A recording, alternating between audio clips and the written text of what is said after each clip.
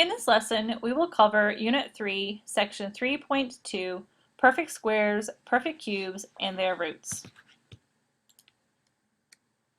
In this lesson, you will learn how to calculate the square root of a perfect square, how to calculate the cube root of a perfect cube, and how to determine whether a given whole number is a perfect square, a perfect cube, or neither.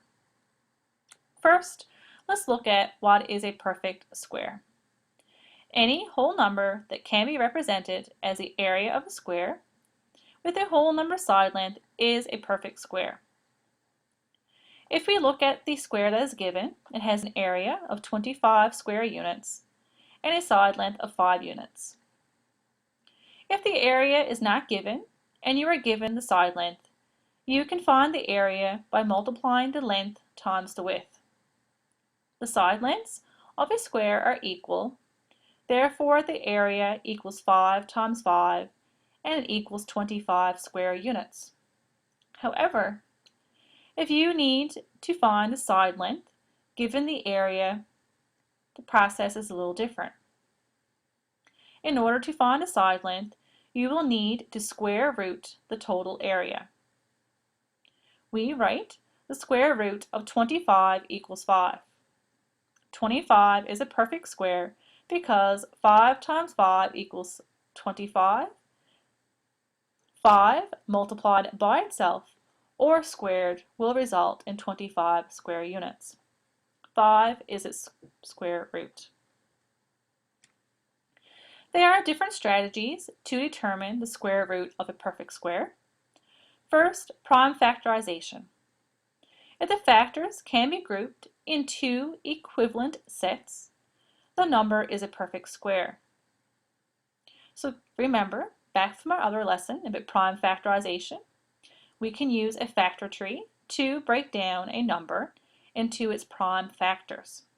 If we have 324, the prime factors of 324 after prime factorization has been completed are 2 squared times 3 to the exponent of 4. Since we have 2 2's and 4 3's, we can make 2 equivalent sets. Therefore, the square root of 324 equals the square root of the 2 equivalent sets of 2 times 3 times 3 times 2 times 3 times 3. Each equivalent set equals 18. Therefore, the square root of 324 equals 18. Another method is looking for odd factors. If a number has an odd number of factors, the number is a perfect square.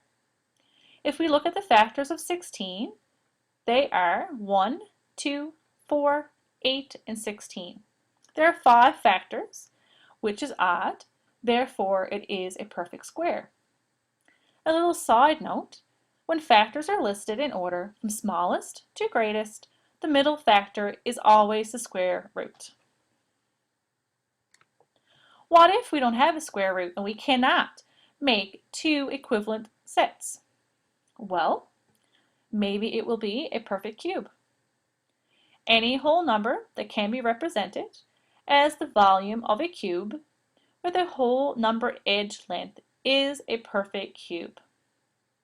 Remember from Unit 1 measurement, the volume of a cube is where 3 dimensions are multiplied together, resulting in cubic units. Here we need to note that the edge length of the cube is the cube root answer.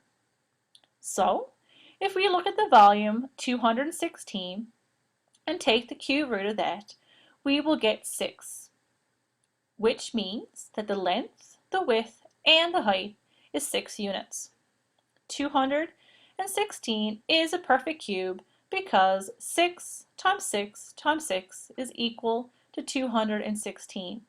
6 is the cube root. Similar to the perfect square, the perfect cube has strategies as well. First, you can use a prime factorization, very similar to the perfect square. Instead of having 2 equivalent sets, This time we need 3 equivalent sets in order to have a perfect cube.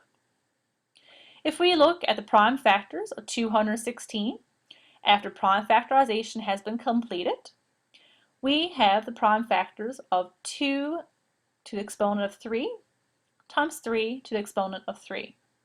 Since there are 2 3s, there's 3 2's and 3 3's, we can write those factors into 3 equivalent sets.